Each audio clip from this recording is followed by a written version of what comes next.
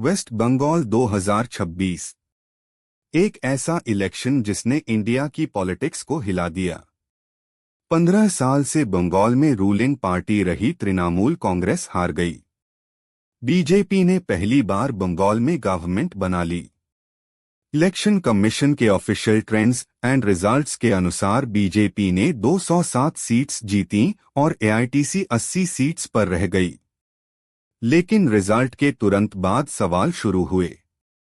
क्या यह सिर्फ एंटी इनकम्बेंसी थी? क्या यह बीजेपी की पॉलिटिकल स्ट्रैटेजी की जीत थी? या फिर बंगाल में इलेक्शन सिर्फ बैलेट बॉक्स में नहीं, voter list, institutions, counting process और पोस्ट पोल वायलेंस के बीच भी लड़ा गया? आज का सवाल सिंपल है, बंगाल 2026 जनादेश था या इलेक्टोरल इंजीनियरिंग? इस वीडियो में हम कोई फाइनल कोर्ट वर्डिक्ट नहीं दे रहे। हम यह नहीं कह रहे कि चीटिंग प्रूवन है। हम यह भी नहीं कह रहे कि वोटर्स ने बीजेपी को वोट नहीं दिया। हम जो कर रहे हैं वह है एविडेंस बेस्ड इन्वेस्टिगेशन। क्योंकि डेमोक्रेसी में सिर्फ रिजल्ट इंपॉर्टेंट नहीं होता, प्रोसेस भी इंपॉर्टेंट होता है। अगर वोटर लिस्ट पर सवाल है, इलेक्शन कमीशन की न्यूट्रलिटी पर सवाल है, सर प्रोसेस पर सवाल है और इलेक्शन के बाद वायलेंस हुआ है, तो इन सवालों को पूछना एंटी नेशनल नहीं है। डेमोक्रेसी में सवाल पूछना ही डेमोक्रेसी की बेसिक कंडीशन है। इसलिए आज हम 3 लेयर्स देखेंगे। पहली लेयर ऑफिशियल रिजल्ट, दूसरी लेयर सर और वोटर डिलीशन कंट्रोवर्सी, तीसरी लेयर पोस्ट इलेक्शन वायलेंस और इंस्टीट्यूशनल ट्रस्ट। फिर अंत में हम वर्डिक्ट देंगे, क्या साबित है, क्या सस्पिशियस है और क्या अभी अनप्रूवन है। सबसे पहले official result. Election commission of India की वेबसाइट पर वेस्ट बंगाल असेंबली इलेक्शन मई 2026 के ट्रेंड्स एंड रिजल्ट्स में बीजेपी को 207 सीट्स, एआईटीसी को 80 सीट्स, कांग्रेस को 2, अजूब को 2, सीपीआईएम को 1 और एआईएसएफ को 1 सीट दिखाई गई। कुल 293 सीट्स डिक्लेयर्ड थीं। यह रिजल्ट हिस्टोरिक था, क्योंकि 2011 से ममता बनर्जी की तृणमूल कांग्रेस बंगाल में डोमिनेंट फोर्स थी। टीएमसी ने लेफ्ट फ्रंट के 34 साल के रूल को खत्म किया था। फिर 2011, 2016 और 2021 में अपनी सत्ता बनाए रखी। लेकिन 2026 में बीजेपी ने बंगाल की पॉलिटिक्स को पूरी तरह बदल दिया। अब बीजेपी कहती है यह लोगों का मैंडेट है। टीएमसी कहती है यह मैंडेट नहीं, मैनेज्ड रिजल्ट है। और यही कॉन्फ्लिक्ट इस वीडियो का कोर है। क्योंकि जब एक पार्टी 15 साल बाद सत्ता खोती है तो डिफीट की नॉर्मल एक्सप्लेनेशंस होती हैं, anti incumbency, corruption allegations, local anger, welfare fatigue, organisational weakness, candidate selection, communal polarisation, central leadership का कैंपेन। लेकिन बंगाल 2026 में एक एक्स्ट्रा फैक्टर है, SIR. Special intensive revision. SIR का पूरा नाम है special intensive revision. Simple language में इसका मतलब होता है वोटर लिस्ट की इंटेंसिव चेकिंग। इलेक्शन कमीशन कहता है कि वोटर लिस्ट क्लीन होनी चाहिए, डेड वोटर्स रिमूव होने चाहिए, डुप्लीकेट नेम्स रिमूव होने चाहिए, शिफ्टेड वोटर्स रिमूव होने चाहिए, इनएलिजिबल वोटर्स रिमूव होने चाहिए। यह प्रिंसिपल गलत नहीं है। कोई भी fair election clean voter roll पर डिपेंड करता है। लेकिन प्रॉब्लम तब शुरू होती है जब cleaning process itself political controversy बन जाए। वेस्ट बंगाल में सर के दौरान deletion lists, supplementary lists, final rolls, claims and objections, BLOBLA meetings और ऑफिशियल इंस्ट्रक्शंस पब्लिश किए गए। यानी प्रोसेस रियल था, डॉक्यूमेंटेड था और लार्ज स्केल था। लेकिन सवाल यह है, क्या यह न्यूट्रल एडमिनिस्ट्रेटिव प्रोसेस था? या ऑपोजिशन के वोटर बेस को डिस्प्रपोर्शनेटली अफेक्ट करने वाला पॉलिटिकल इंस्ट्रूमेंट? यहीं से कंट्रोवर्सी शुरू होती है। एनडीटीवी की रिपोर्ट के अनुसार वेस्ट बंगाल में सर प्रोसेस के बाद ओवर 90 लाख इलेक्टोर्स के नेम्स वोटर लिस्ट से डिलीट हुए। रिपोर्ट में यह भी बताया गया कि डिलीशंस इनिशियली डेड और डुप्लीकेट वोटर्स को क्लीन करने के नाम पर हुए, लेकिन तृणमूल ने आरोप लगाया कि प्रोसेस टारगेटेड और बियास्ड था। अब 90 लाख कोई छोटा नंबर नहीं है। अगर किसी स्टेट में लाखों नहीं बल्कि करोड़ के करीब वोटर्स की एलिजिबिलिटी पर सवाल खड़ा हो जाए तो यह सिर्फ टेक्निकल करेक्शन नहीं रह जाता, यह डेमोक्रेटिक पार्टिसिपेशन का सवाल बन जाता है। एक वोटर का नाम डिलीट हो जाए और उसे टाइम पर रिस्टोर करने का इफेक्टिव मैकेनिज्म न मिले तो वह सिटीजन प्रैक्टिकली इनविजिबल हो जाता है। और यही टीएमसी का सेंट्रल आरोप था कि सर ने बंगाल के वोटर बेस को डिस्टोर्ट किया। लेकिन यहां हमें केयरफुल होना होगा। लार्ज डिलीशन ऑटोमेटिकली चीटिंग साबित नहीं करता। अगर नेम्स जेन्युइनली डुप्लीकेट, शिफ्टेड या डिजीज्ड थे तो डिलीशन वैलिड हो सकता है।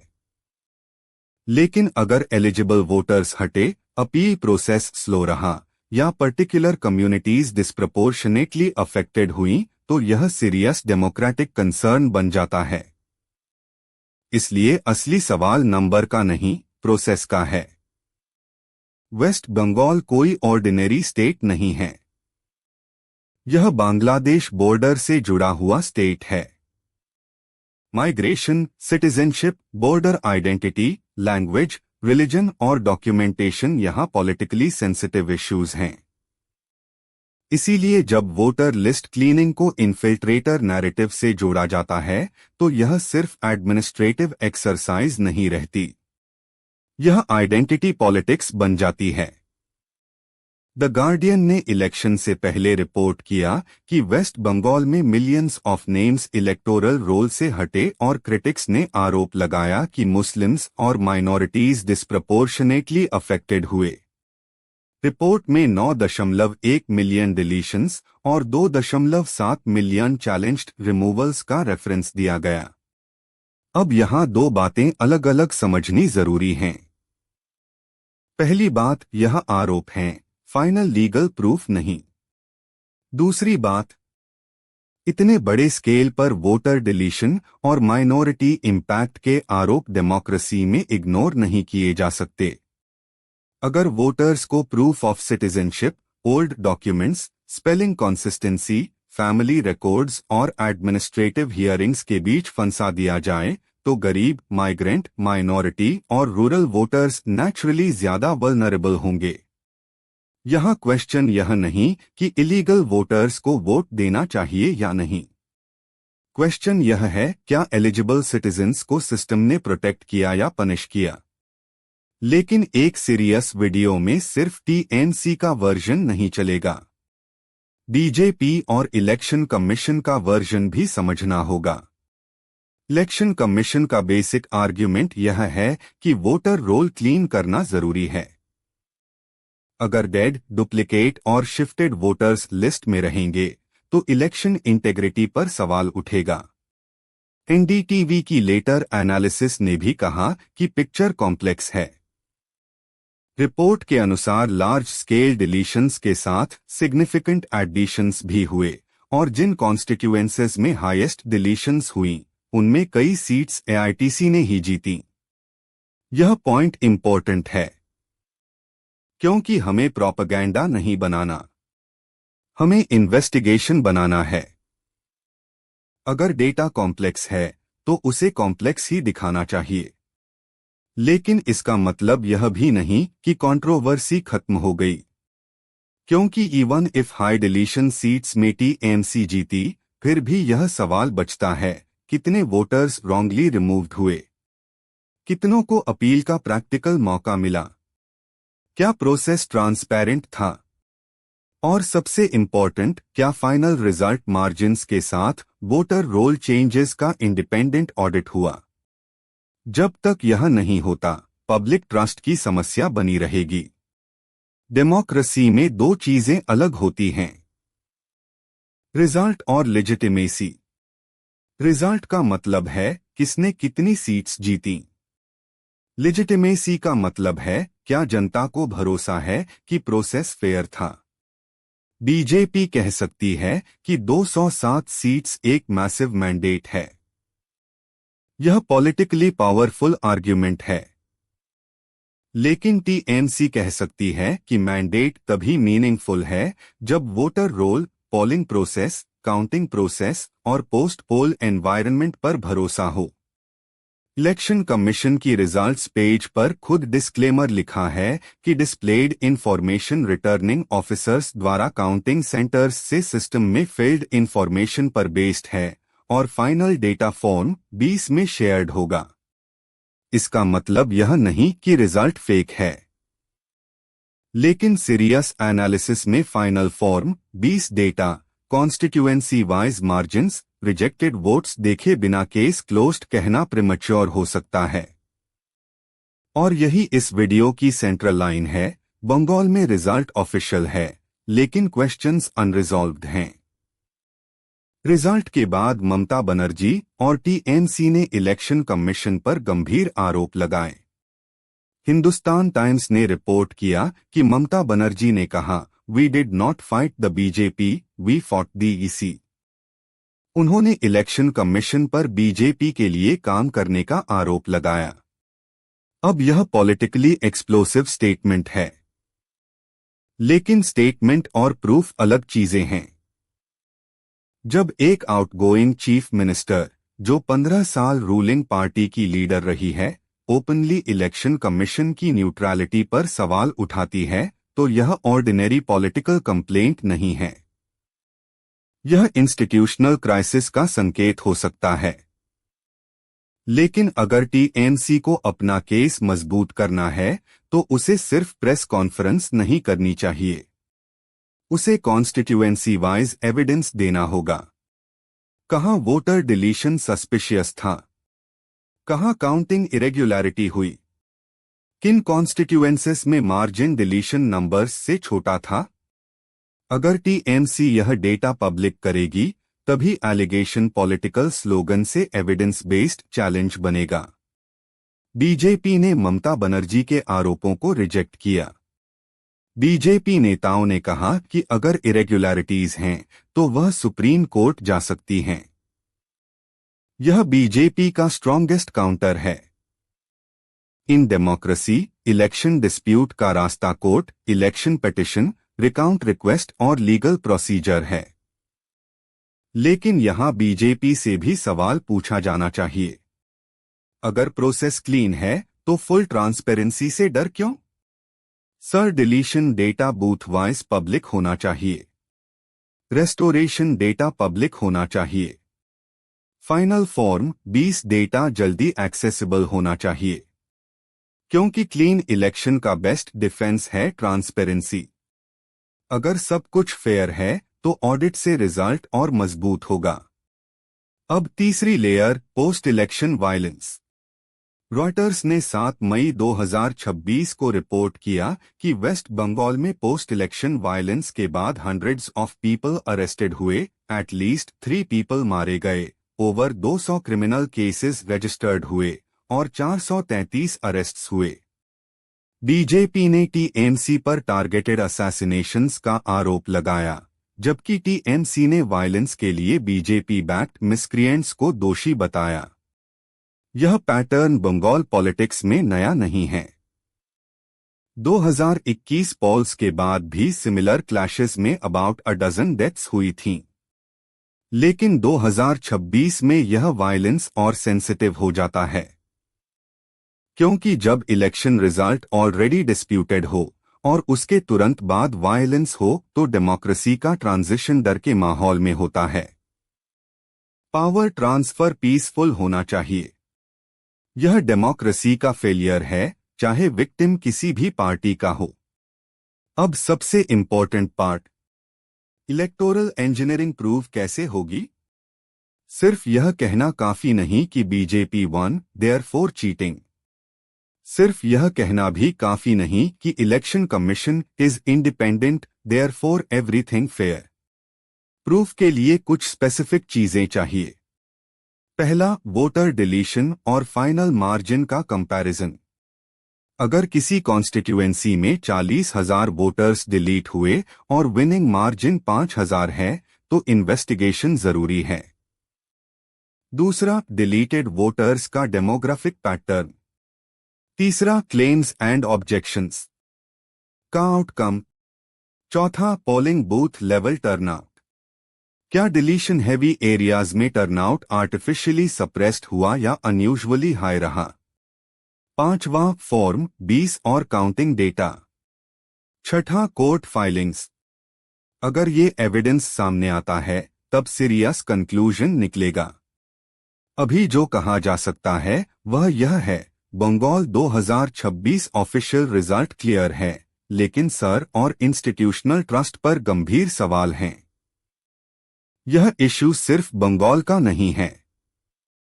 अगर सर मॉडल एक स्टेट में पॉलिटिकल कंट्रोवर्सी बनता है तो कल यह दूसरे स्टेट्स में भी होगा।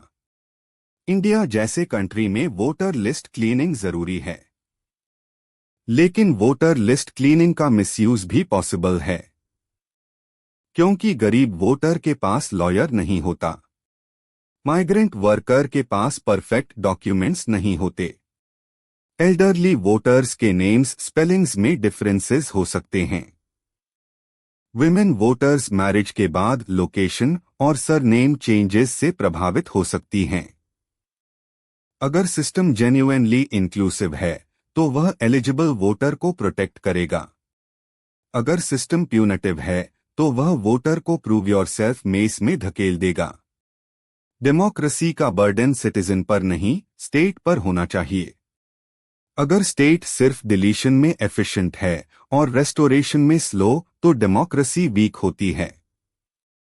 अब अनकंफर्टेबल पॉसिबिलिटी हो सकता है बीजेपी की जीत में कई फैक्टर्स हों। एंटी इनकम्बेंसी, टीएमसी के खिलाफ लोकल एंगर, बीजेपी का aggressive campaign, Hindu vote consolidation, organisational strength, welfare politics का काउंटर नैरेटिव, और साथ ही SIR controversy. Politics rarely has one cause. एक इलेक्शन का रिजल्ट सिर्फ एक कॉन्स्पिरेसी से एक्सप्लेन नहीं होता, लेकिन एक इलेक्शन का रिजल्ट सिर्फ पीपल हैव स्पोकन कहकर भी बंद नहीं किया जा सकता, स्पेशली जब वोटर रोल डिलीशन इतना बड़ा हो। इसलिए मैच्योर कंक्लूजन यह है, बीजेपी की विक्ट्री ऑफिशियल है, टीएमसी की डिफीट रियल पॉलिटिकल फैक्ट है, लेकिन प्रोसेस पर क्वेश्चंस भी रियल हैं। तो बंगाल 2026 में क्या हुआ? फैक्ट 1, बीजेपी ने ऑफिशियल रिजल्ट में हिस्टोरिक विक्ट्री ली। फैक्ट 2, सर प्रोसेस ने मैसिव वोटर रोल कंट्रोवर्सी पैदा की। फैक्ट 3, पोस्ट पोल वायलेंस हुआ, डेथ्स हुई, अरेस्ट्स हुए। क्या बीजेपी ने बंगाल 2026 इलेक्शन चीट किया? अभी पब्लिकली अवेलेबल एविडेंस से यह प्रूवन स्टेटमेंट नहीं कहा जा सकता। क्या सर और इंस्टीट्यूशनल प्रोसेस ने इलेक्शन की लेजिटिमेसी पर सीरियस क्वेश्चंस खड़े किए? यस। क्या इंडिपेंडेंट ऑडिट होना चाहिए? एब्सोल्युटली। क्या टीएमसी को सिर्फ इमोशनल स्पीच नहीं, डेटा बेस्ड लीगल चैलेंज देना चाहिए? यस। क्या इलेक्शन कमीशन को मैक्सिमम ट्रांसपेरेंसी दिखानी चाहिए? यस। बंगाल की पॉलिटिक्स हमेशा इंटेंस रही है। Left versus TMC, TMC versus BJP. लेकिन 2026 ने एक नया सवाल ऐड किया है, क्या फ्यूचर इलेक्शंस सिर्फ वोट्स से जीतेंगे या voter list, data systems, documentation rules और इंस्टीट्यूशंस भी पॉलिटिकल बैटलफील्ड बनेंगे? अगर डेमोक्रेसी सिर्फ ईवीएम तक सीमित है तो हम आधी पिक्चर देख रहे हैं।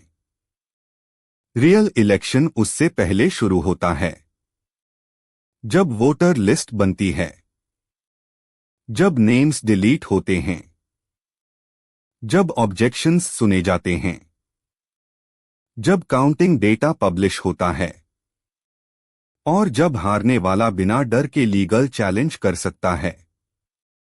बंगाल 2026 हमें यही याद दिलाता है, डेमोक्रेसी का असली टेस्ट रिजल्ट डे पर नहीं, प्रोसेस में होता है। अब आप बताइए, बंगाल 2026 में बीजेपी की जीत प्योर मैंडेट थी या सर और इलेक्शन कमीशन प्रोसेस ने रिजल्ट को इन्फ्लुएंस किया? क्या टीएमसी को सुप्रीम कोर्ट जाना चाहिए? और क्या इंडिया में वोटर रोल डिलीशन प्रोसेस का इंडिपेंडेंट ऑडिट मैंडेटरी होना चाहिए? कमेंट में अपना व्यू लिखिए। अगर आपको ऐसे एविडेंस बेस्ड पॉलिटिकल एक्सप्लेनर्स चाहिए तो चैनल सब्सक्राइब कीजिए। नेक्स्ट वीडियो में हम देखेंगे रामायण और महाभारत इतिहास, मिथक या कल्चरल मेमोरी।